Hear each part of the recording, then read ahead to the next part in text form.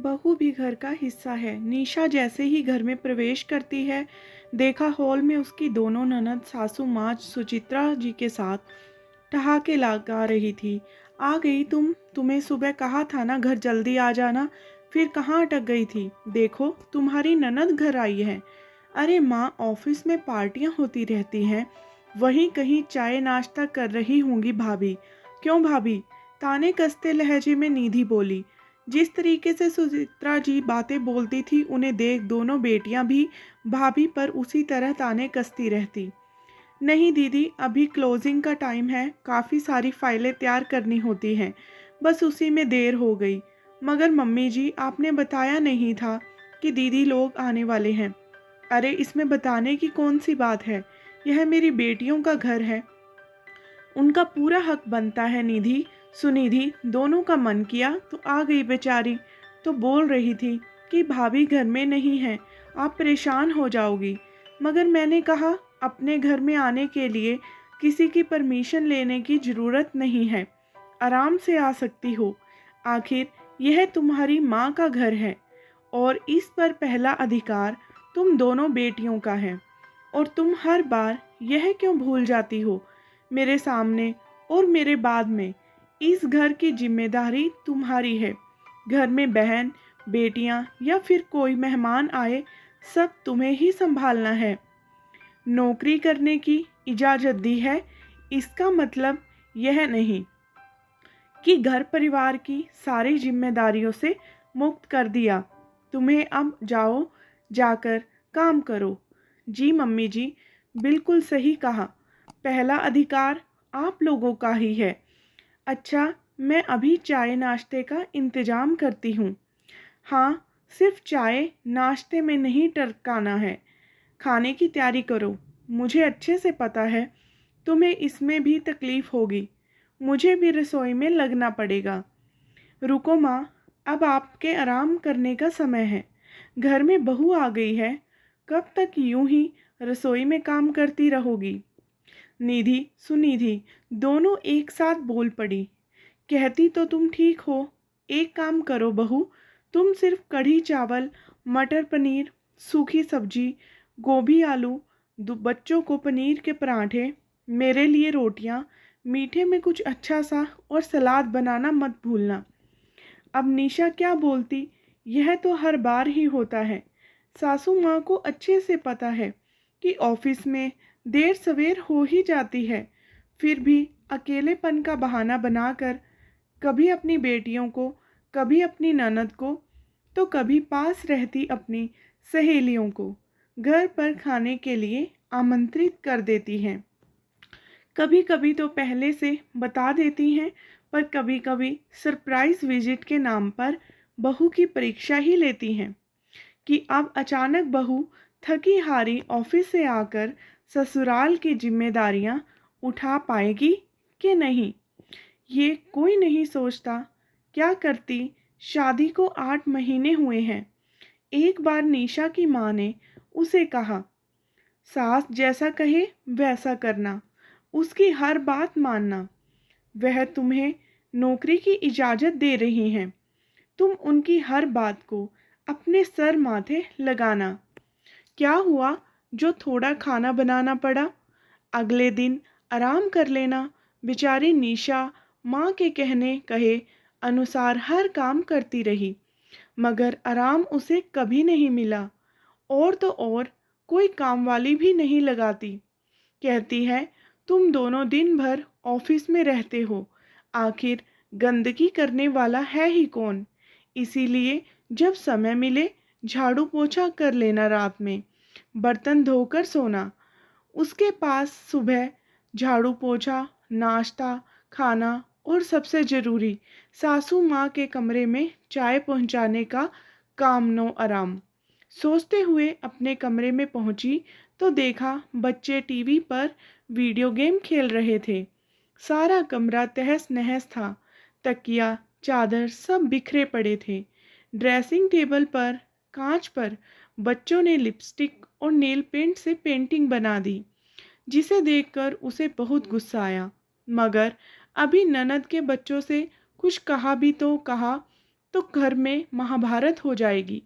यही सोचकर चुपचाप कपड़े बदले, हाथ मुंह धो, कपड़ा लेकर ड्रेसिंग टेबल का कांच साफ किया और रसोई में आकर चाय बनाने लगी। अच्छे से पता था कोई मदद के लिए आगे नहीं आने वाला। अरे भाभी, मेरे लिए चाय मत बनाना, हम तो कॉफ़ी पियेंगे, छोटी ननद ने आवाज़ लगाई। नई फरमाइश। निशा चाय, कॉफ़ी, सूखा नाश्ता टेबल पर सजा देती है। बहू कुछ नहीं तो गर्मा गर्म पकोड़े बना देती। कौन सी ननद रोज रोज आकर तुम्हारा राशन खाती है। मम्मी जी, अभी खाने की तैयारी भी करनी है, इसीलिए कितना भी कर लो, सासू माँ का मन कभी प्रसन्न नहीं हो सकता ना। अरे भैया, तुम जैसी कामचोर बहू नहीं देखी। हमने तुम्हें नौकरी करने की इजाज़त दी है और तुम हो कि हमारी घर की बेटी को कुछ अच्छा बनाकर नहीं खिला सकती। भाभी, अगर ऐसी बात है तो अगली बार से हम आना बंद कर देंगे। हमें तो लगता है कि आपको अकेले रहना ही पसंद है। ऐसा करो, आप खाना तो रहने ही दो, हम लोग थोड़ी देर में वापस चली जाएंगी। बड़ी ननद थोड़े रोज से बोली। अरे दीदी, आप लोग आए हैं और जाने की बात कह रहे हैं। देखा तो भाई रोहन ऑफिस से लौटकर आया था और अपनी बहन की बात सुन बोल पड़ा। अरे नहीं भैया, हम तो मजाक कर रहे थे। आखिर ननंद भाभी का रिश्ता ही मस्ती मजाक का होता है। थोड़ा बहुत भाभी को तंग कर लिया तो कौन सी ही बड़ी बात हो गई है। खिसिया हुए सुनिधि ने बात को पलटते हुए कहा, ताकि कहीं भाई को ऐसा ना लगे कि उसने उसकी पत्नी पर तंज कसे जा रहे हैं। हंसी मजाक सुन निशा रसोई में लौट जाती है। कुछ देर बाद रोहन उसके पास आया और बोला, क्या बात है, तुम्हारा मुंह क्यों उतरा हुआ है? कोई बात है तो मुझे बताओ। कुछ भी तो नहीं। देखो, तुम मुझे बताओगी नहीं तो मुझे पता कैसे चलेगा? और आज तो तुम्हारी मीटिंग थी ना, कुछ हुआ है ऑफिस में? रोहन ने इतने प्यार से पूछा तो निशा बोली, देखिए, मुझे ऑफिस जाने से पहले फिर लौटकर घर के काम करने से कोई ऐतराज नहीं है। छुट्टी वाले दिन रसोई में काम करने से परहेज नहीं, मगर अचानक आए मेहमान मुझे परेशान कर देते हैं। अब देखिए, कढ़ी चावल, सब्जी, पराठे, मीठा सभी कुछ तैयार करने में कितना वक्त लगेगा। फिर सारी रसोई भी समेटनी होती है। कल फिर ऑफिस है। मैं भी थक जाती हूँ, मगर मुझे अच्छे से पता है मैं पराए घर से आई हूँ और ये उनका घर है। वह जो चाहे वह करे, मैं उन्हें कुछ बोलने वाली कौन होती हूँ।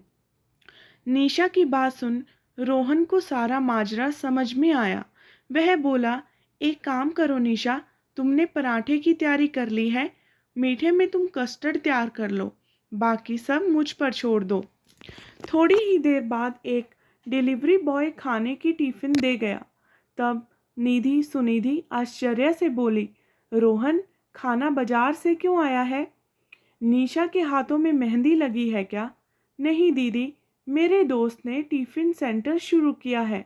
जब मैंने निशा से खाने का मेन्यू पूछा तो मुझे याद आया, उसने मुझे कार्ड देते समय बोला था, मेरे यहाँ कढ़ी चावल, आलू गोभी, पनीर की सब्जी स्पेशल बनाई जाती है। तो मैंने सोचा क्यों ना आपको कुछ हट के स्वाद चखाया जाए। घर का खाना तो आप लोग खाती ही रहती हैं, इस बार कुछ नया किया जाए। बस मैंने झट से फ़ोन किया, फटाफट उसने यह सब भेज दिया। चलिए हम सब मिलकर खाते हैं। तब तक निशा पनीर के पराठे बच्चों को परोस देती है। रोहन के सामने दोनों बहनें आगे कुछ नहीं कह सकती, मगर सुचित्रा जी तमतमाकर अपने कमरे में चली गई। तब निशा पास आकर बोली थी, आपने ये क्या किया? मैं सब बना ही रही थी, लगता है मम्मी जी नाराज हो गई हैं। अरे ऐसा कुछ नहीं है, मैं अभी उन्हें लेकर आता हूँ, बोल उनके कमरे में चला गया। उसे देखते ही सुचित्रा जी गुस्से से बोली, रोहन, तू जोरू का गुलाम हो गया है, उसकी बातें सुनने लगा है।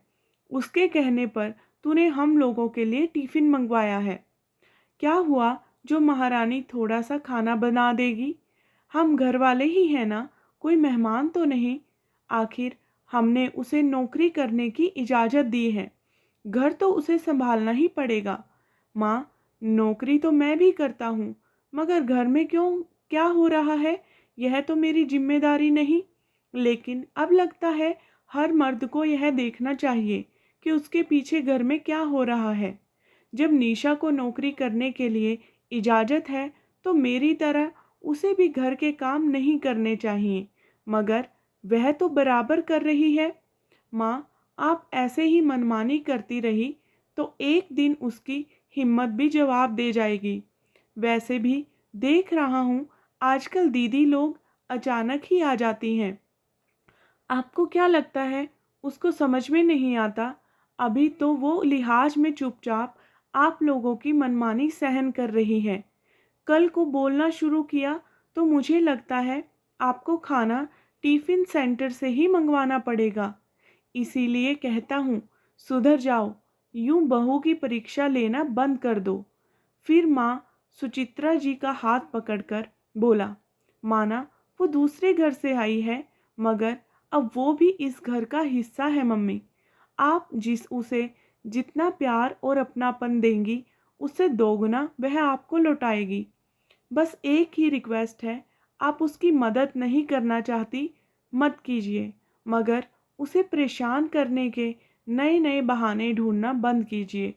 मैंने देखा है निशा ऑफिस से कितनी भी थकी हारी आए, रसोई में काम करती है, उसके बाद देर रात जागकर प्रोजेक्ट पूरा करती है, फिर सुबह जल्दी उठकर चाय नाश्ता खाना और कुछ काम ही निपटा कर जाती है। मम्मी, वह कोई मशीन तो नहीं है जिससे दर्द तकलीफ थकावट नहीं होती है। बहू भी आपकी बेटी की तरह इंसान ही है। ज़्यादा नहीं तो थोड़ा ख्याल आपको रखना ही होगा। सही कहा बेटा, मैं तुम सब भाई बहनों के लिए एक अच्छी माँ तो बन पाई, मगर अपनी बहू के लिए अच्छी सास नहीं बन पाई। चलो, अभी भी देर नहीं हुई है, जो भी गलती हुई उसका सुधार तो हो ही सकता है। यह कोई मेरे आराम करने का समय नहीं है, बल्कि मुझ पर दोहरी जिम्मेदारी है। बहू को घर के तौर तरीके सिखाने हैं, साथ में उसका पूरा सहयोग भी करना है, जैसे मैं अपने बच्चों का किया करती हूँ।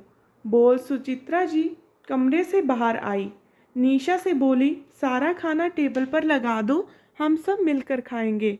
और बेटा, कल से नाश्ता बनाने मैं तुम्हारी मदद करूँगी, और सोच रही हूँ कि एक काम वाली रख लूँ ताकि तुम्हारी मदद हो सके। मेरे मिलनसार व्यवहार के कारण मेहमान कुछ ज़्यादा ही आते हैं। मुस्कुरा कर बोली। सब मिलकर खाना खाने गए।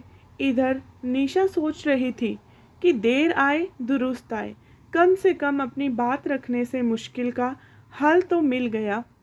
दोस्तों, पति हो या सास, अपनी परेशानी खुलकर बताइए। हर बार चुप रहकर हर काम के लिए हाँ कर देना, अपनी क्षमता से ज़्यादा काम करना एक ना एक दिन आपको थका ही देगा। इससे बेहतर है साफ साफ बात कीजिए और खुश रहिए। आशा करती हूँ आपको मेरी वीडियो ज़रूर पसंद आएगी। आपका धन्यवाद।